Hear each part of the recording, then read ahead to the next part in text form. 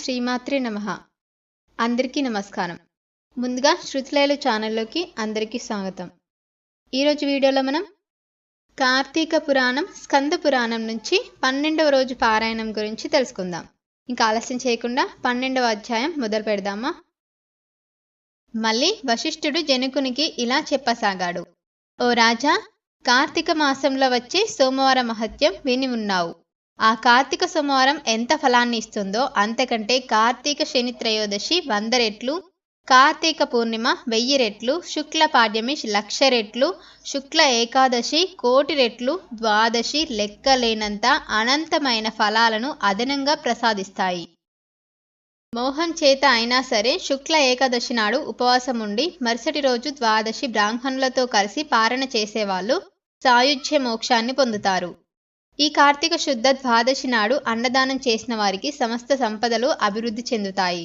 రాజా, సూర్యగ్రహణ సమయంలో గంగా తీరంలో 1,00,000 మంది బ్రాహ్మణులకు అన్న సమరాధన చేయడం వలన ఎంత పుణ్యం కలుగుతుందో అంత పుణ్యం కూడా కేవలం కార్తీక ద్వాదశి నాడు ఒక్క బ్రాహ్మణునికి అన్నం పెట్టడం వలన కలుగుతుంది. 1000 గ్రహణ పర్వాలు, 10,000 వ్యతిపాత యోగులు, 1,00,000 అమావాస్య పర్వాలు ఏకమైనా కూడా ఒక్క కార్తీక ద్వాదశిలో 16వ వంతు కూడా చేయవని తెలుసుకో.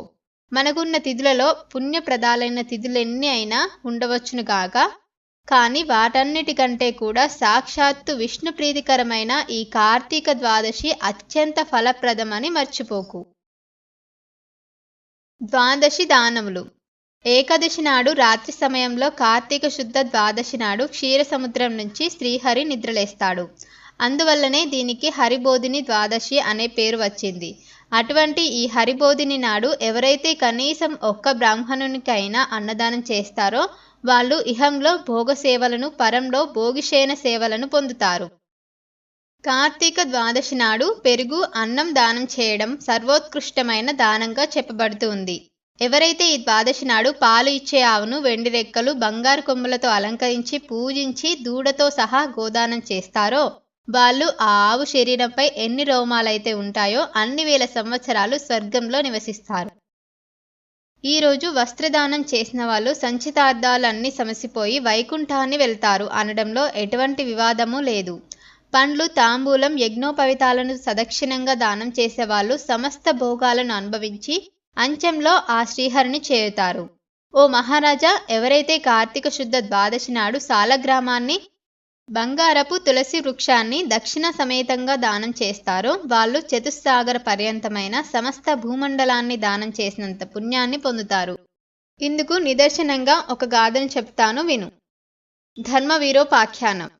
పూర్వం గోదావరి తీరంలో దురాచారవంతుడు, పరమ పీసినిగొట్టు అయిన ఒక వైశ్యుడు ఉండేవాడు. ఈ పీసినిగొట్టు దాన ధర్మాలు చేయకపోవడమే కాక తాను కూడా తినకుండా ధనం ప్రోగు చేసేవాడు. దాన ధర్మాలే కాదు, కనీసం ఎవరికి మాట సాయమైనా చేసేవాడు కాదు. నిత్యం ఇతరులను నిందిస్తూ ఇతరుల డబ్బులపై ఆసక్తి చూపే ఈ పీసినిగొట్టు ధనాన్ని వడ్డీలకు తిప్పుతూ అంతకంతకు డబ్బును పెంచుకోసాగాడు. ఒకానొకసారి ఈ పీసినిగొట్టు బ్రాహ్మణుడికి ఇచ్చిన అప్పు రాబట్టుకోవడం కోసం అతని గ్రామానికి వెళ్ళి తాను ఇచ్చిన బాకీని వడ్డీతో సహా వెంటనే చెల్లించాల్సిందిగా పట్టుబట్టాడు.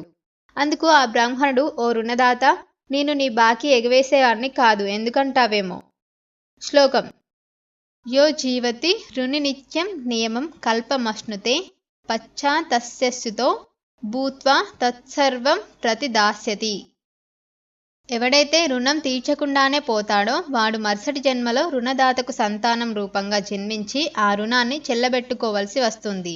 అందుచేత ఏదో విధంగా సంపాదించి ఈ మాసం చివరిలో నీ రుణం చెల్లు చేస్తాను, అంతవరకు ఓర్పు వహించి ఉండు అని చెప్పాడు. ఆ బ్రాహ్మణుని మాటలను పరాభవం మాటలుగా భావించిన పీసినిగొట్టు కోపంగా, నీ కబుర్లు నా దగ్గర కాదు, నీ బాకీ వసూలు కోసం నెలాళ్ళు ఆగే సమయం నాకు లేదు, మర్యాదగా ఇప్పుడే ఇవ్వు లేదా ఈ కత్తితో నిన్ను నరికేస్తాను అన్నాడు. యథార్థంగానే ఆ సమయంలో దానం లేదని, అప్పటికప్పుడు తాను ఆ అప్పు తీర్చలేనని చెప్పాడు బ్రాహ్మణుడు. మరింత మండిపడిన ఆ పిసినారి బ్రాహ్మణుడి జుట్టు పట్టుకొని లాగి నేల మీద పడద్రోసి కాలితో తన్ని అప్పటికి కోపం తీరక కత్తితో వేటు వేశాడు. సింహం యొక్క పంజా విసురుకు లేడిపిల్ల చనిపోయినట్లుగా కోపంతో, ఆవేశంతో ఆ కోమటి కొట్టిన కత్తి దెబ్బకు బ్రాహ్మణుడు ప్రాణాలు కోల్పోయాడు. హత్య నేరానికి గాను రాజు తనను దండిస్తాడు అనే భయంతో త్వరగా ఇంటికి పారిపోయి గుట్టుగా బ్రతకసాగాడు. బ్రతికినంత కాలం గుట్టుగా ఉండగలము, కానీ గుట్టుగా ఉన్నంత మాత్రం చేత ఎల్లకాలం బ్రతకలేం కదా. అదేవిధంగా ఆ కోమటి కూడా ఆయువు తీరి మృతి చెందాడు. తక్షణమే యమకింకర్లు వచ్చి ఆ జీవుణ్ణి నరకానికి తీసుకొని పోయారు. జనక భూపతి రురువులనే మృగాల చేత, వాటి శృంగాల చేత పీడింపచేసే ఒకానొక యాతననే రౌరవం అని అంటారు. ఈ కోమటిని ఆ రౌరవం అనే నరక విభాగంలో వేసి శిక్షించవలసిందిగా ఆజ్ఞాపించాడు యమధర్మరాజు. యమకింకర్లు ఆ ఆజ్ఞను అమలు చేయసాగారు. ఇక భూలోకంలో ఆ పీసినిగొట్టు వైశ్యుడి కుమారుడు ధర్మవీరుడు అనేవాడు మహాదాత. పరోపకారి అయి పిత్రార్జితం అయిన ఆ అఖండ ధనరాశులతో ప్రజాశ్రేయస్సు కోసం చెరువులు నూతులు త్రవ్వించి, తోటలు వేయించి, వంతెనలు కట్టించి, పేదలకు వివాహ ఉపనయనాలను వంటివి చేయిస్తూ యజ్ఞాలు యాగాలు మొదలైనవి ఆకలితో అలమటించే వారిని తరతమ భేదం లేకుండా అన్నదానాలు చేస్తూ ధర్మాత్ముడిగా పేరు పొందాడు. ఒకానొక రోజున ధర్మవీరుడు విష్ణు పూజ చేసే సమయంలో త్రిలోక సంచారి అయిన నారద మహర్షి యమలోకం నుంచి బయలుదేరి హరినామస్మరణ చేసుకుంటూ ఈ ధర్మవీరుడిని దగ్గరకు వచ్చాడు. ముందుకు వచ్చిన మునిరాజు నారదుణ్ణి చూసి ధర్మవీరుడు భక్తి ప్రవత్తులతో ప్రణమిల్లాడు.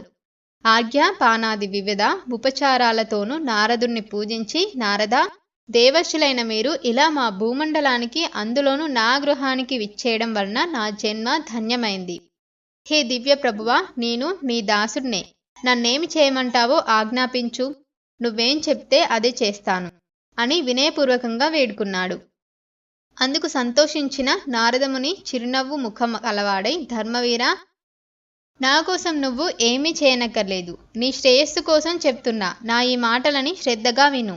కార్తీక ద్వాదశి శ్రీ మహావిష్ణువుకు అత్యంత ప్రియమైన రోజు. ఆ రోజు చేసిన స్నాన దాన జపతాపాలు వంటి కార్యాలన్నీ కూడా విశేషమైన ఫలాన్ని ఇస్తాయి. ధర్మవీర, సూర్యుడు తులారాశిలో ఉండగా కార్తీక ద్వాదశి నాడు ప్రాతస్నానం చేసి సాలగ్రామ దానం చేసేవారు దరిద్రులు కాని, ధనికులు కాని, యతులు కాని, వానప్రస్థులు కాని, బ్రాహ్మణులు కాని, క్షత్రియులు కాని, వైశ్యులు కాని, శూద్రులు, స్త్రీలే కాని వాళ్ళు ఎవరైనా సరే జన్మ జన్మాంతరాలలో చేసిన పాపాలను దహింపజేసుకున్న వాళ్లే అవుతారు. మరో ముఖ్య విషయం చెప్తాను విను. నీ తండ్రి మరణించి యమలోకంలో పడరాని పాట్లు పడుతున్నాడు. అతన్ని నరకబాధ విముక్తిని సంకల్పించి నువ్వు కార్తీక ద్వాదశి నాడు సాలగ్రామ దానం చెయ్యి. నారదుడు చెప్పినదంతా విని నవ్వేశాడు. ధర్మవీరుడు ఇలా అడిగాడు, నారదమునీంద్ర, నా తండ్రి పేరున గో, భూ, తిల, సువర్ణ మొదలైన దానాలు ఎన్నో చేశాను. వాటి వల్ల వెల్వరింపబడిన నరకయాతన కేవలం సాలగ్రామం అనే పేరు కలిగిన రాతిని దానం చేస్తే సాధ్యమవుతుందా? అయినా ఆ సాలగ్రామం అనే రాయి ఎందుకు ఉపయోగపడుతుంది? తినడానికి పనికిరాదు, అలంకారానిక, నవరత్నాలలోనిది కాదు. ఏ రకంగానూ ఎవరికి కూడా పనికిరాని దాన్ని నేనెందుకు దానం చేయాలి? రాతి దాతకు కీర్తి ఉండదు, ఆ దానం పట్టినవాడికి సుఖము ఉండదు. కాబట్టి ఆ సాలగ్రామ దానం నేను చేయనుగాక చేయను అన్నాడు. నారదుడు ఎంత అన్యాయంగా చెప్పినా కూడా ధర్మవీరుడు తన మూర్ఖత్వాన్ని వదలను లేదు. సాలగ్రామ దానానికి అంగీకరించనూ లేదు. అంతటితో నారదుడు వెళ్ళిపోయాడు. మరికొంత కాలానికి ధర్మవీరుడు మరణించాడు. గౌరవనీయులు సర్వహితాత్ములు అయిన పెద్దల మాటలను పాటించని పాపానికి సాలగ్రామం దానం చేయకపోవడం వలన నరకానికి చేరుకున్నాడు. తర్వాత 3 సార్లు పులిగాను, 3 సార్లు కోతిగాను, 5 సార్లు ఆంబోతుగాను, 10 సార్లు స్త్రీగాను జన్మించి వైదవ్య పీడ పొందడం జరిగింది. మళ్ళీ 11వ జన్మలో కూడా ఒకానొక యాచకుడికి పుత్రికగా పుట్టవలసి వచ్చింది. పూర్వకర్మల వలన పెండ్లి కుమారుడు తొందరగా మరణించడంతో ఒక్కగానొక్క కూతురికి కలిగిన వైదవ్యానికి చింతించి ఆ యాచక బ్రాహ్మణుడు జ్ఞానదృష్టితో తన కూతురి పూర్వజన్మల పాపఫలాన్ని తెలుసుకున్నాడు. ఆ విషయాలు అన్నీ ఆమెకు వివరంగా చెప్పి కార్తీక సోమవారం రోజున వేదోక్తంగా జన్మ జన్మార్జిత పాపనాశనం కోసం సాలగ్రామ దానాన్ని చేయించాడు. ఆ పుణ్యఫలాల వ్యాప్తి వలన మరణించిన పెండ్లి కొడుకు పునర్జీవితుడు అయ్యాడు. ఆ దంపతులు ఇహ జీవితాన్ని ధర్మకామ సౌఖ్యాలతో గడిపి కాలాంతరం తర్వాత స్వర్గం చేరి పుణ్యఫలాలను అనుభవించే అర్హులు అయ్యారు. తర్వాత ధర్మవీరుడు 23వ జన్మగా ఒక బ్రాహ్మణ ఇంట్లో శిశువుగా పుట్టి పూర్వజన్మలో చేసిన మహత్పూర్వకమైన సాలగ్రామ దాన పుణ్య విశేషం వల్ల జ్ఞాని అయి ప్రతి సంవత్సరం ప్రయుక్త కార్తీక సోమవార పర్వదినాలలో సాలగ్రామ దానాన్ని ఆచరిస్తూ ఆ పుణ్యఫలం వల్ల రౌరవగతుడైన ఇతని తండ్రి కూడా నరకం నుంచి విముక్తుడయ్యాడు. కాబట్టి జనక మహారాజా, కార్తీక మాసంలో సాలగ్రామ దానం చేత ఎంతటి పాపానికైనా సరే కార్తీక మాసంలో సాలగ్రామ దానం చేయడమే సర్వోత్తమైన ప్రాయశ్చిత్తం. ఇంతకు మించిన ప్రాయశ్చిత్తం మరొకటి లేదు అనడంలో ఏమాత్రం అతిశయోక్తి లేదు. ఇంతటితో 12వ అధ్యాయం సమాప్తః. 12వ రోజు ద్వాదశి పారాయణం సమాప్తః. ఇది వాళ్ళ వీడియో. మీకు నచ్చింది అనుకుంటున్నాను. నచ్చితే తప్పకుండా వీడియోని లైక్ చేసి, షేర్ చేసి, కమెంట్ చేయండి. Thank you so much for watching. నమస్కారం.